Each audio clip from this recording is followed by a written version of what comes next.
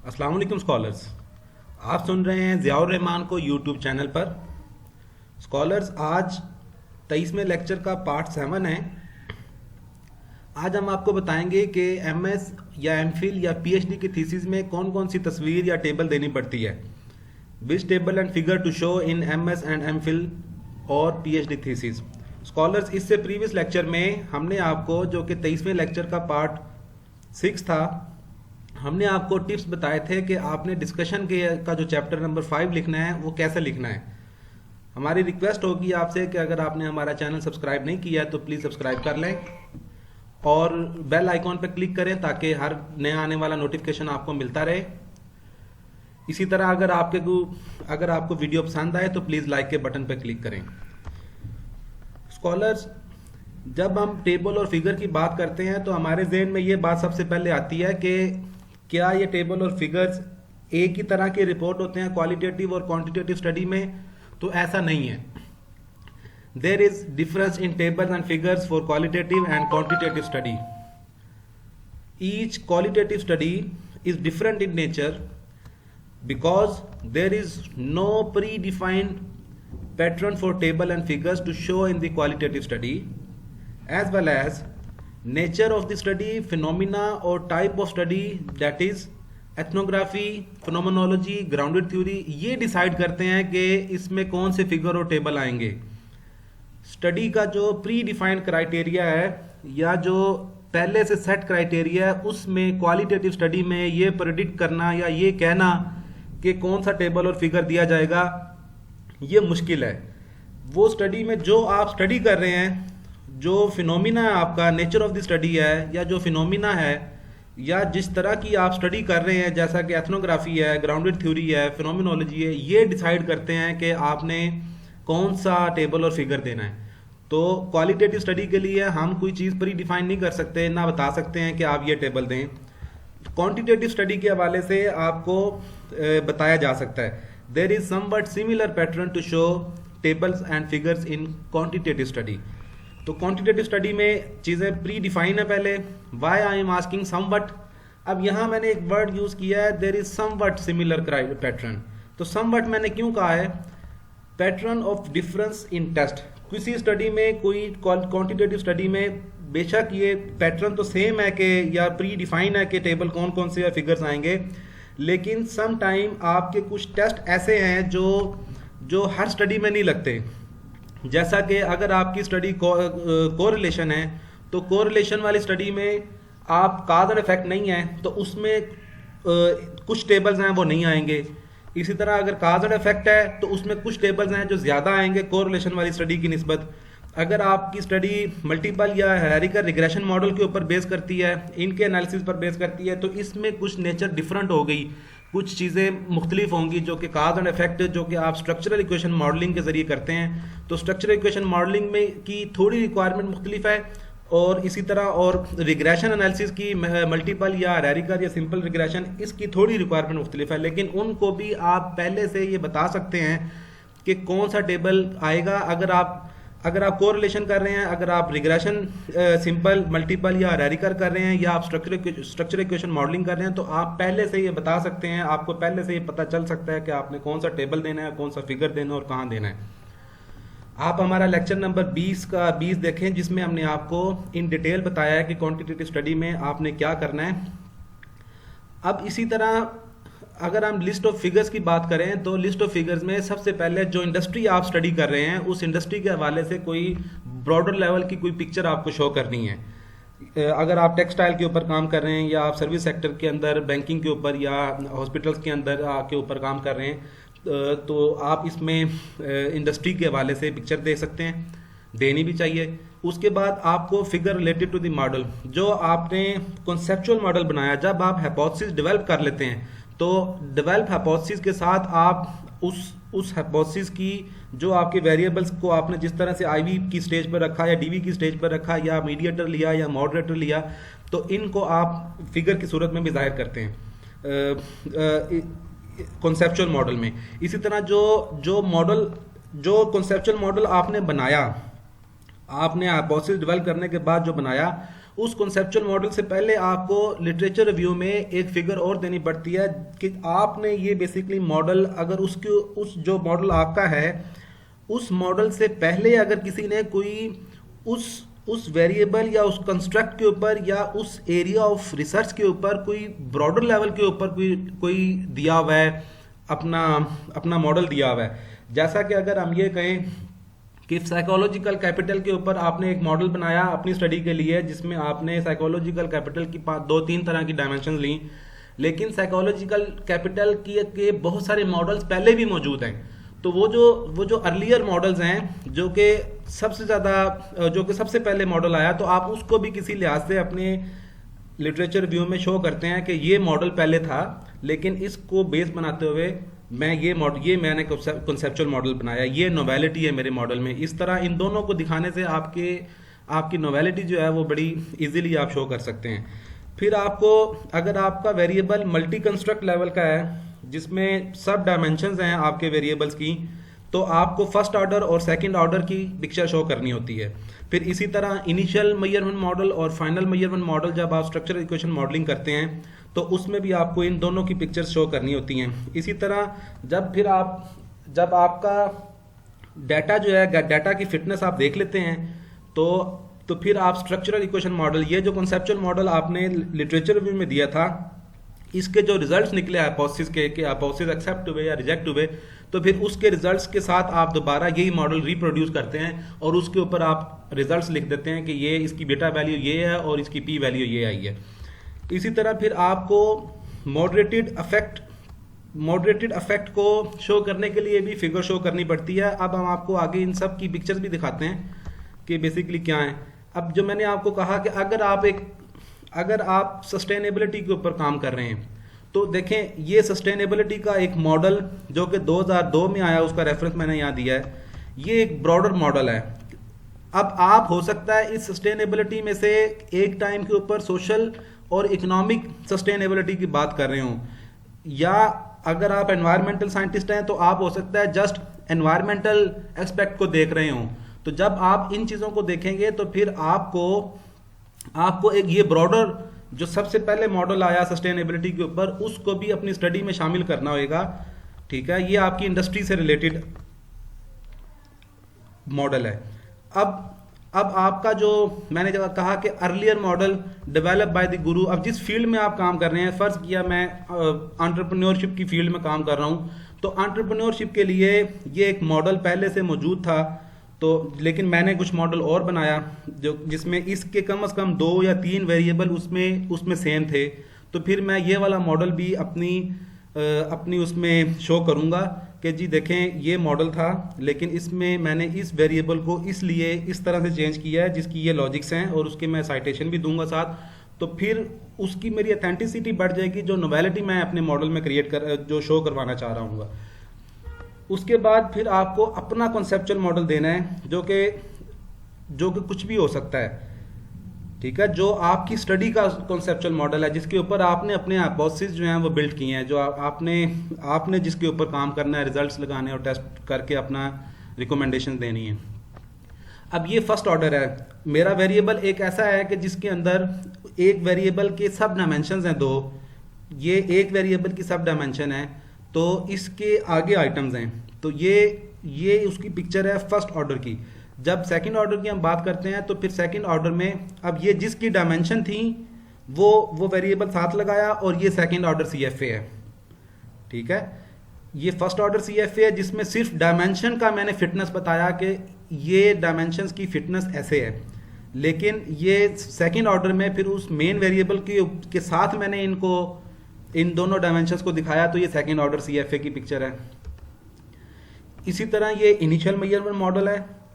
जब मैं CFA किया तो मॉडल वैल्यूएशन की, तो इनिशियल वैल्यूज़ कुछ और आई, मुझे पता चला कि ये थ्रेशोल्ड वैल्यूज़ के अंदर नहीं है, तो फिर मैंने इसको इम्प्रूव किया। ये जब हम एरर टर्म्स को, ये सिस्टम बताता है, ये सेट रूल बताते हैं कि आप किन एरर टर्म्स को साथ मैच करें या किस आइटम को आप डिलीट करें तो आपके रिजल्ट्स इंप्रूव हो सकते हैं। फिर आपको उसकी लॉजिक्स भी देनी होती हैं कि ये वाला आइटम इस मॉडल में क्यों फिट नहीं बैठा। जब आप डिस्कशन के अंदर उसमें जाते हैं, जब आप इंटरप्रिटेशन करते हैं, डिस्कशन लिखते हैं, तो फिर उसमें आप इसकी लॉजिक्स देते हैं कि जी ये वजूहत थी, ये फ़लाँ स्टडी में भी इस आइटम ने ऐसे तंग किया था और उन्होंने भी इस आइटम को डिलीट किया था, और ये एरर टर्म का बिहेवियर समटाइम ऐसा होता है कि आप एरर टर्म को एक दूसरे से मिलाकर अपना मॉडल इंप्रूव करते हैं।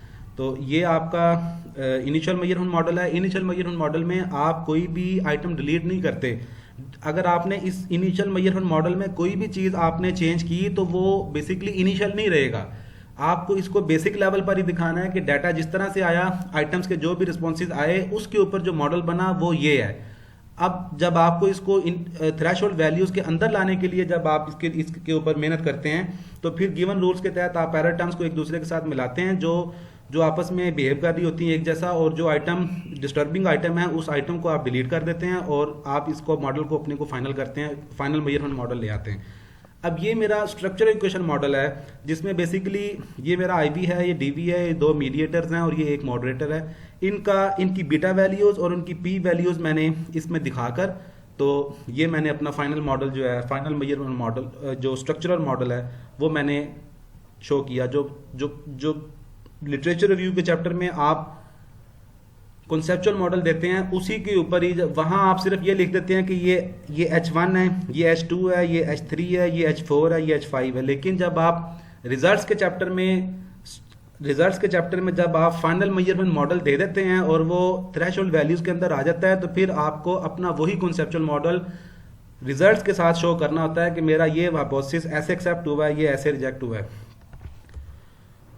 फिर उसी तरह ये मॉडरेटेड इफेक्ट का की पिक्चर है जिसमें लो और मीडियम लेवल के ऊपर इसको साइकोलॉजिकल एम्पावरमेंट को लो और मीडियम लेवल के ऊपर शो किया गया है।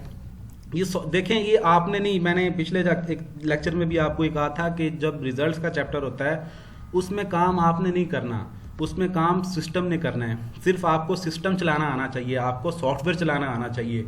आपका काम नहीं है डाटा के साथ छेड़छाड़ करना या रिजल्ट्स के साथ छेड़छाड़ करना। आपका काम है कि आपने डाटा को सिर्फ सॉफ्टवेयर के हवाले कर देना है, फिर सॉफ्टवेयर को आपको सिर्फ मेंटेन करना आना चाहिए। ये सारी चीज़ें सॉफ्टवेयर खुद निकालता है, आपको सिर्फ उसके ऑपरेशन पता होने चाहिए। आप हमारा लेक्चर देखें 40 से 50 तक, उसमें हमने आपको सारे सॉफ्टवेयर तरतीब के साथ चलाना सिखाए हैं कि ये चीज़ें निकालनी कैसे हैं सॉफ्टवेयर के अंदर से।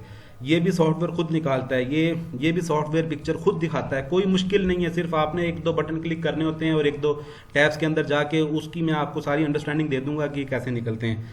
ये भी सॉफ्टवेयर खुद निकालता है, आपने इनके अंदर कुछ नहीं करना। ये सॉफ्टवेयर बनी बनाई पिक्चर निकालता है मॉडरेटेड इफेक्ट की, कैसे लो लेवल के ऊपर और कैसे हाई लेवल के ऊपर मॉडरेटेड वेरिएबल जो है वो इम्पैक्ट कर रहा है। अब आगे हम टेबल्स की बात करते हैं स्कॉलर्स।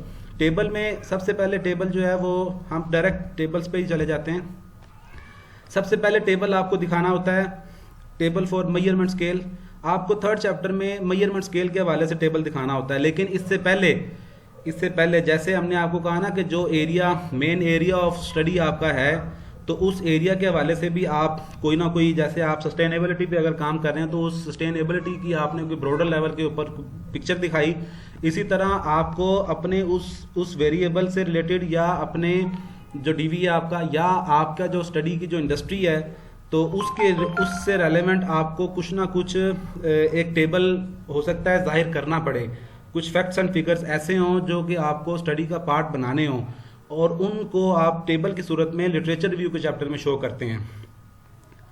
फिर इसी तरह एक टेबल अगर आपके इंडस्ट्री और आपका डिपेंडेंट वेरिएबल दोनों अलग अलग इम्पोर्टेंट चीज़ें हैं, तो फिर आप इंडस्ट्री का अलग दिखाते हैं टेबल और डिपेंडेंट वेरिएबल के हवाले से अलग दिखाते हैं। जैसे कि आपकी इंडस्ट्री अगर है टेक्सटाइल, तो टेक्सटाइल का अलग दिखाएंगे, और टेक्सटाइल में फर्म ग्रोथ के ऊपर अगर आप काम कर रहे हैं या फर्म की फाइनेंशियल या नॉन फाइनेंशियल परफॉर्मेंस के ऊपर काम कर रहे हैं, तो फिर उस डिपेंडेंट वेरिएबल का आप अलग से टेबल दिखाते हैं।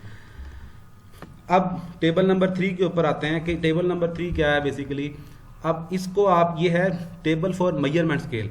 जो क्वेश्चनर आपने अडॉप्ट किया, जिसके ऊपर आपने डाटा कलेक्ट किया, बेसिकली वो डाटा के हवाले से आपके वेरिएबल्स हैं, उस वेरिएबल के स्केल लिकट स्केल के ऊपर 1 से लेकर 5 तक भी होते हैं, स्ट्रांगली एग्री, डिसएग्री, न्यूट्रल, तो 1 से 3 तक भी होता है, 1 से 5 तक भी, 1 से 7 तक भी। आइडियली लिकट स्केल जो है वो MS लेवल पे या PhD लेवल पे 5 लेवल के ऊपर या 7 लेवल के ऊपर इस्तेमाल किया जाता है। आप उसको 5 के लेवल पे भी इस्तेमाल कर सकते हैं और 7 के लेवल पे भी। ये इसके साथ आप बताते हैं कि आइटम कितने थे इसमें और उसका रिलायबिलिटी फैक्ट, जिससे आपने ये क्वेश्चनर अडॉप्ट किया, जिसको आपने same as it is follow किया, उसका रेफरेंस देकर उसकी स्टडी में इसका जो रिलायबिलिटी फैक्टर आया था वो आप यहाँ इस टेबल में, मेजरमेंट टेबल में रिपोर्ट कर देते हैं। फिर इसके साथ आप डिस्क्रिप्टिव एनालिसिस का टेबल देते हैं कि आपकी जो रिस्पोंडेंट है उसकी प्रोफाइल क्या है। ये उसका टेबल है बेसिकली कि आप डेमोग्राफिक्स देते हैं उसकी। डेमोग्राफिक्स के लिए एज है, जेंडर है, डेजिग्नेशन है, एजुकेशन है, स्पेशलाइजेशन है, टोटल वर्क एक्सपीरियंस है। उसके बाद सब कैटेगरीज है कि मेल है, फीमेल है। एज के अंदर हम देखते हैं कि 20 से 30 साल वाले कितने हैं या 51 से अबव वाले कितने हैं। इसी तरह इस सब के सब कैटेगरीज हैं। फिर हम बताते हैं कि इनकी परसेंटेज क्या आई है। मेल 62% है और फीमेल 38% है। उसका मीन और उसका स्टैंडर्ड डेविएशन भी हम यहाँ रिपोर्ट कर देते हैं इन चीज़ों के। लेकिन इसको ये मीन और स्टैंडर्ड डेविएशन रिपोर्ट करने की ज़रूरत नहीं भी है, लेकिन बाज़ बात रिक्वायरमेंट यूनिवर्सिटी की होती है कि आप रिपोर्ट करें। इसी तरह फिर वन वे नोवा टेस्ट लगाते हैं कि ये जो रिस्पोंडेंट की जो प्रोफाइल थी बेसिकली ये सिग्निफिकेंट नहीं है रिजल्ट के आने में, इन्होंने कोई असरअंदाज नहीं किया। ये भी एक किस्म की आप बाइसनेस को रिपोर्ट कर रहे हैं वन वे नोवा टेस्ट के जरिए कि ये जो रिस्पोंडेंट की प्रोफाइल है ये इंडिपेंडेंट थे अपना रिजल्ट अपनी ओपिनियन देने के लिए। वन वे नोवा के बाद आप फिर अगर आपका स्केल जो मेजरमेंट स्केल जो है वो अगर आपका ये जिसको हमने आपको टेबल बताया, अगर आपने सेम एज इट इज़ इस्तेमाल नहीं किया जो कि पिछले स्कॉलर्स ने बनाया था या पिछले स्कॉलर्स ने इस्तेमाल किया था, तो फिर आपने उसको चेंज करके इस्तेमाल किया, तो फिर आपको एक्सप्लोरेटरी फैक्टर एनालिसिस करना है उसका। तो जब आप एक्सप्लोरेटरी फैक्टर एनालिसिस करेंगे तो उसमें आपको केएमओ का टेबल देना पड़ेगा, कॉमनैलिटीज़ का टेबल देना पड़ेगा, पैटर्न मैट्रिक्स का टेबल देना पड़ेगा और फैक्टर लोडिंग का टेबल देना पड़ेगा। ये टेबल क्या है ये देखें, ये केएमओ का टेबल है, ठीक है। इसमें इसकी वैल्यू सिग्निफिकेंट आनी चाहिए और सैंपल एडिक्वेसी इसकी 0.7 से अबव होनी चाहिए। तो इसके साथ आपका कॉमनैलिटीज़ का टेबल है। कॉमनैलिटीज़ के टेबल में आपकी जो एक्सट्रैक्शन की वैल्यूज़ हैं वो 0.5 से अबव हों।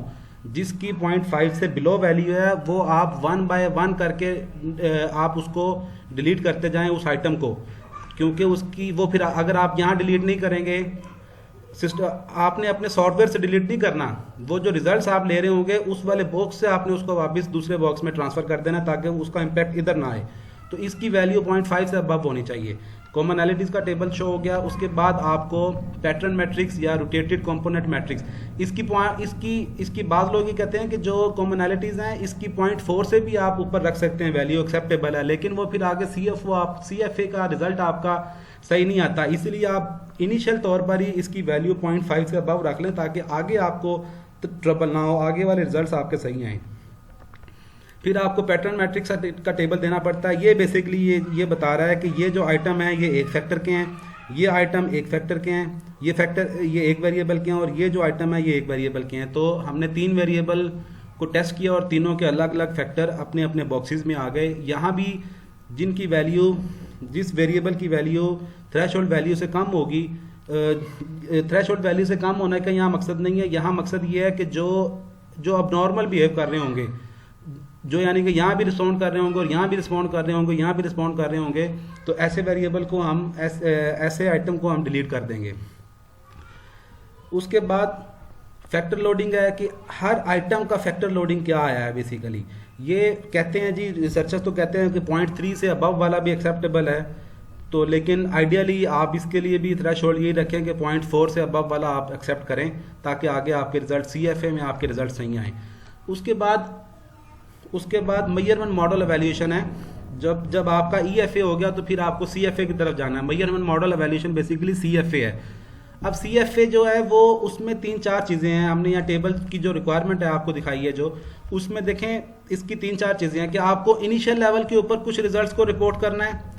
अब इनिशियल लेवल के ऊपर आपको ये पता चला कि आपके रिजल्ट्स जो है वो थ्रेशोल्ड वैल्यूज़ के अंदर नहीं है, तो फिर गिवन रूल्स के साथ आप छेड़छाड़ करते हैं अपनी एरर टर्म्स के साथ और अपने वेरिएबल्स को डिलीट करते हैं जो कि सही बिहेव नहीं कर रहे, तो फिर आपकी फाइनल मेजरमेंट मॉडल की चीज़ें निकलती हैं। लेकिन हम शुरू से आपको जो चीज़ें कह रहे हैं कि इनिशियल मेजरमेंट मॉडल या final measurement model, lecture number 20 में भी हमने यही बात की और इससे प्रीवियस लेक्चर में भी यही बात की। इससे आप परेशान मत हों।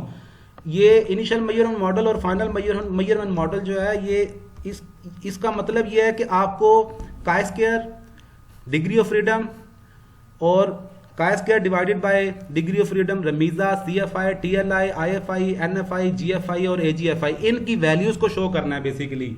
ये मेजरमेंट मॉडल की चीजें हैं। हमने आपको लेक्चर नंबर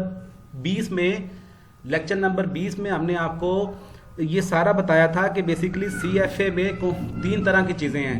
उन 3 तरह की चीज़ों में टेस्ट कौन से लगते हैं, ये टेस्ट लगते हैं। ये टेस्ट लगाने मुश्किल नहीं है, इंतहाई आसान है। आपने सिर्फ डाटा अपना सॉफ्टवेयर में पुट करना है और उन बटन्स को क्लिक करना है टैब्स में जाके, जिसके ज़रिए टेस्टों के रिजल्ट्स निकल आएंगे। आपने कुछ नहीं करना। आप हमारे लेक्चर 20 से 50 तक देखें, जिसमें प्रैक्टिकली चीज़ें आपको करना सिखाई हैं।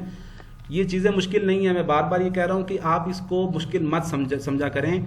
और ये आपने इसमें कुछ नहीं करना, आपको सिर्फ सॉफ्टवेयर चलाना आना चाहिए। सॉफ्टवेयर ये सारी चीज़ें खुद निकाल के आपको देता है। अब ये इसकी थ्रेशोल्ड वैल्यूज़ हैं स्कॉलर्स। इस थ्रेशोल्ड वैल्यूज़ को जब हमने फर्स्ट ऑर्डर CFA किया, फिर फर्स्ट ऑर्डर इम्प्रूव किया, फिर इसी तरह सेकंड ऑर्डर CFA किया, ये इसका ओवरऑल मॉडल का इनिशियल मॉडल है और ये इसका ओवरऑल मॉडल का इम्प्रूव मॉडल है। जब हम इनिशियल मेजरमेंट मॉडल की बात करते हैं या फाइनल मेजरमेंट मॉडल की बात करते हैं, जो कि थ्रेशोल्ड वैल्यूज़ के अंदर आ गई जिसकी वैल्यूज़, उसमें सिर्फ ये 5 से 7 चीज़ें हैं। Chi square, degree of freedom, chi square divided by degree of freedom, RMSEA, CFI, TFI, TLI, IFI, NFI, GFI और AGFI। इनकी वैल्यूज़ इन थ्रेशोल्ड वैल्यूज़ से मीट करनी चाहिए।